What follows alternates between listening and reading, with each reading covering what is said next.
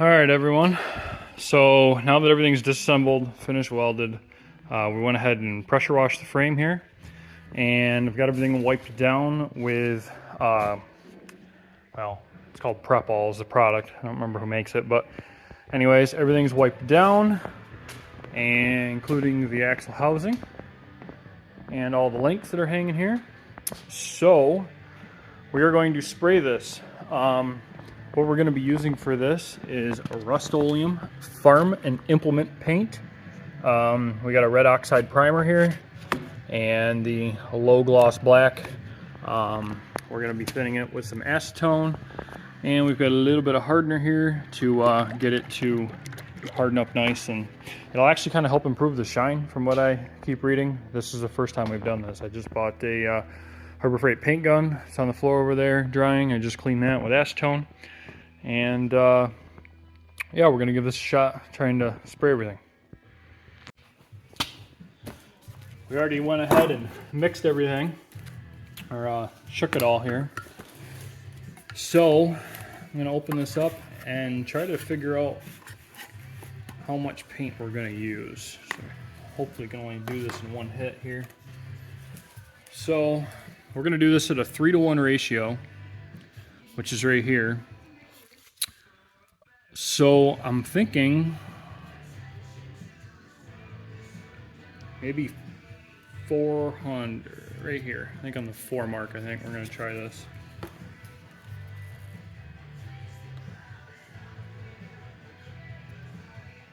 So before my current career, I used to do auto body repair. I never really painted anything. Just surfacers, sealers, that kind of stuff. I never actually did any base clear. I mixed a bunch of paint. That was using a scale though, and we were using all PPG waterborne paint. So a little bit different here, but I've been trying to do some reading up on this the past few days, and it seems like this is not too bad of a way to go. People are having good luck with this Rust-Oleum oil-based paint. To be honest with you, I've used a lot of this Rust-Oleum oil-based paint, but I've only ever used it just to brush or roll on products. I've never actually done it with the spraying it. So pretty excited to see how this works. So we're not going to be using the hardener for the primer.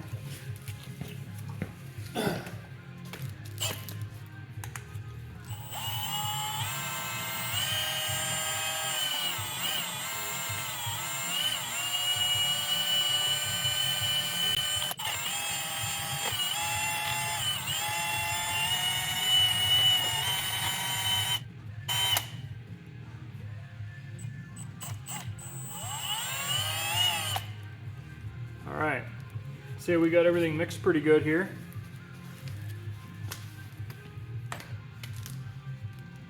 I'm going to set everything off to the side so it doesn't get roached and overspray. And then we'll load up our gun and give this a shot.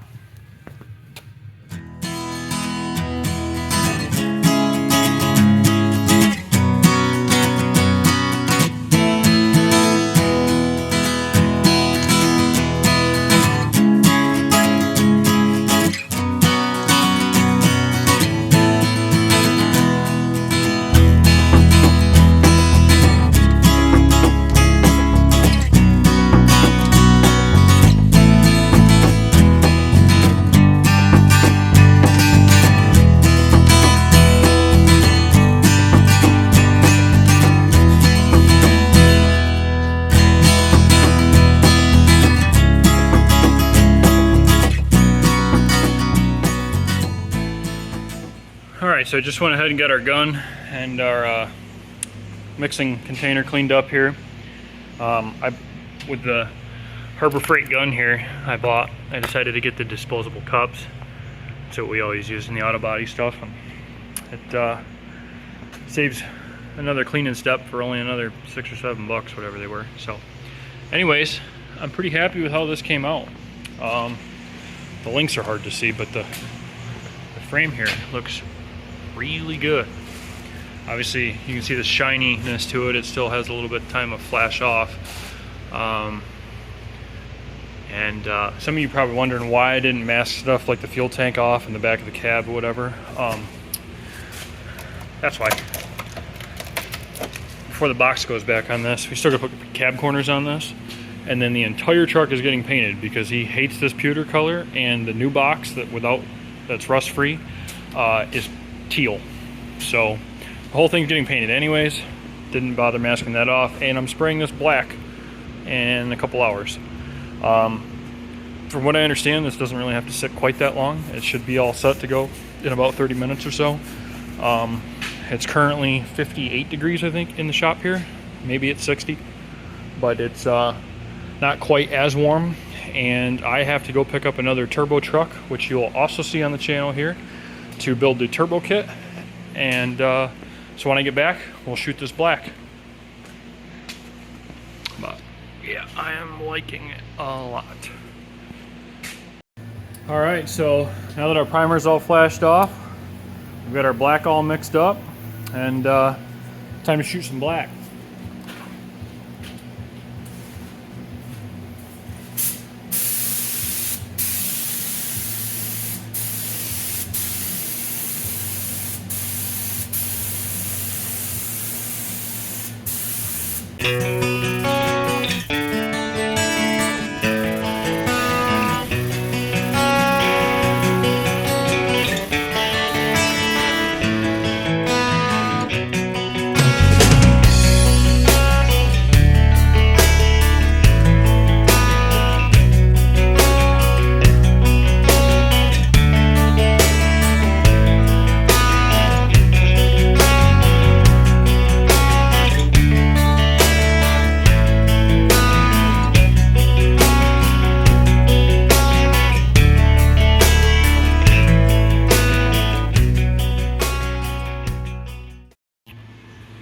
All right, so now all our black is laid down, and kind of hoping some of the shine disappears here as it starts to dry off a little bit. It is low gloss black after all, but everything I've been reading about that hardener says that it sometimes can add a little bit of a shine to it, or more glossy finish. So if it does, it is what it is. It's not the end of the world.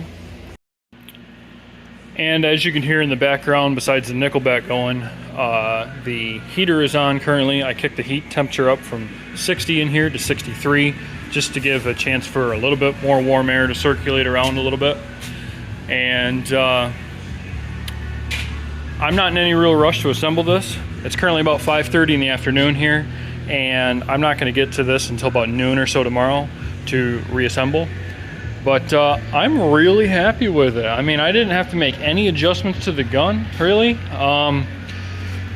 When I used to do auto body repair, we used solder jets, and when we would reassemble them after cleaning, or I would have to clean the guns for the guys who would paint. We would just kind of set the flow adjustment, the paint flow adjustment, so that as you squeeze the trigger, it just starts to push your trigger off from full, and then we just kind of left that as like a base setting for the guys. And I was really impressed with it. I mean, on my test pieces, the fan pattern looked good, and yeah, so like I said, we will see how this looks tomorrow around noon or so, and I'll catch you then. I gotta say, this is looking pretty good. Obviously, as you can see, we got everything reassembled here.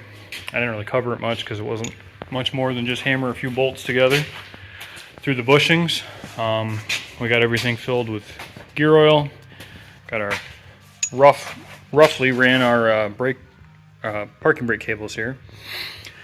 Got our hubs all reassembled. We painted the speedway caps black. You can see the vents all hooked up down here. Drive shafts in. We got our Zerks now installed. Looking pretty good. We're going to throw tires on it and set it on its weight for the first time. Okay, so we're back again today on the S-10. Today we're going to get the brake lines buttoned up. I'd also like to maybe start trying to tackle the exhaust to finish that out. We're actually had already done the hole saws through the bumper, so we are planning on routing the exhaust straight through here.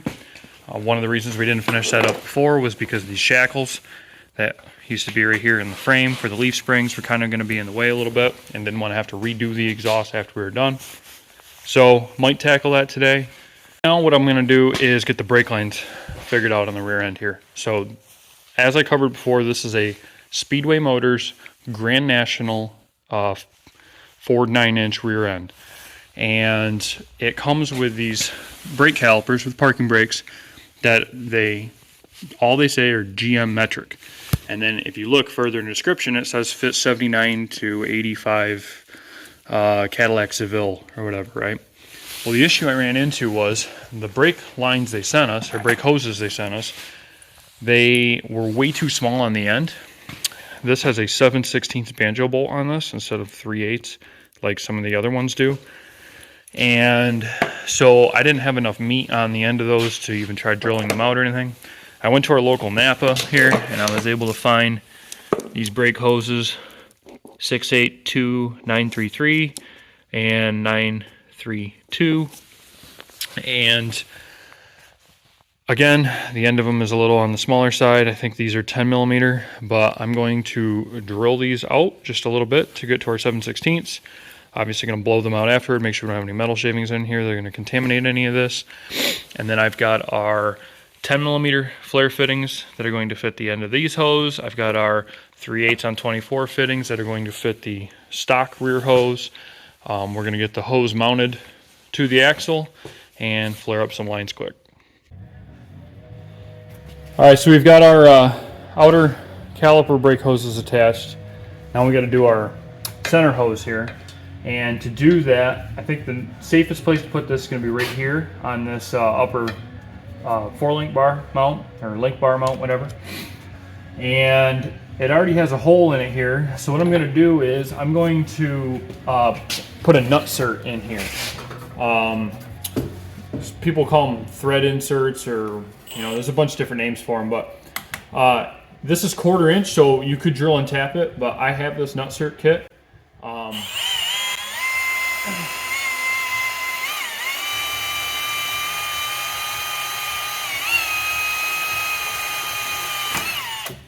These nutserts are actually a really inexpensive thing. I know there's a bunch of people that kind of think of it as almost like kind of an exotic maybe tool, but it really just works like a rivet gun that installs threads. So I think I paid like $38 or $40 for it on eBay quite a few years ago.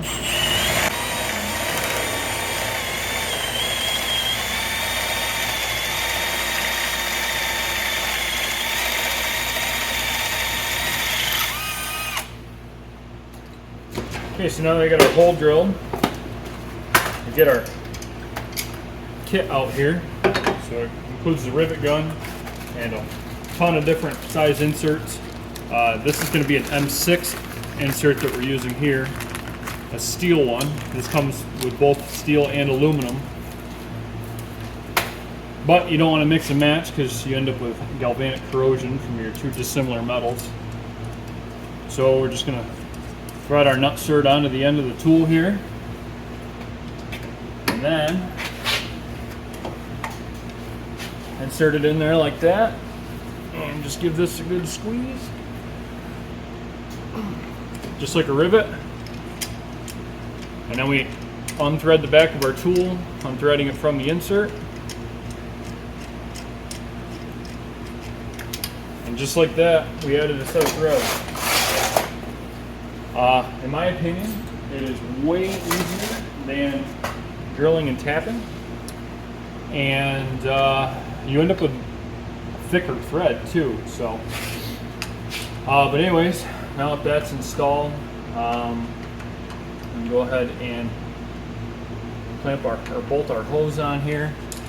I don't really love this lip it's got, but might have to turn the hose up here so I can get it installed this way and get that twist out of it. But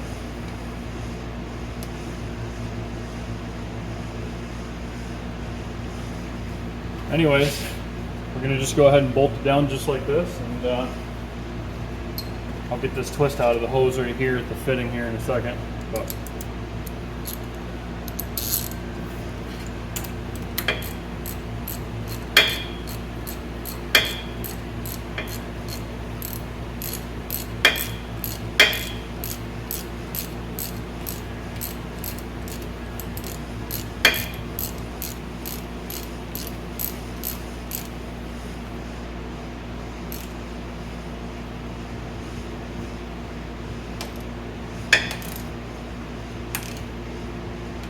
perfect.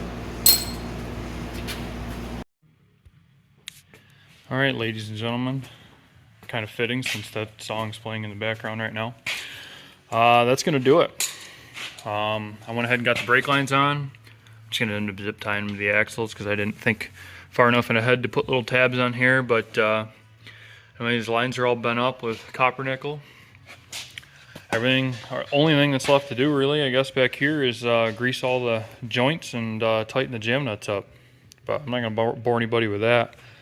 I'm going to start on this Mazda now. We're gonna get a parts list together on that, and then this will have to go back up on the lift. We're going to finish the exhaust out the bumper, parking brake cables, and then at some point we gotta start on these cab corners. But thanks for tuning in. Hopefully you stayed this long, the whole hour or whatever that this video has turned out to be.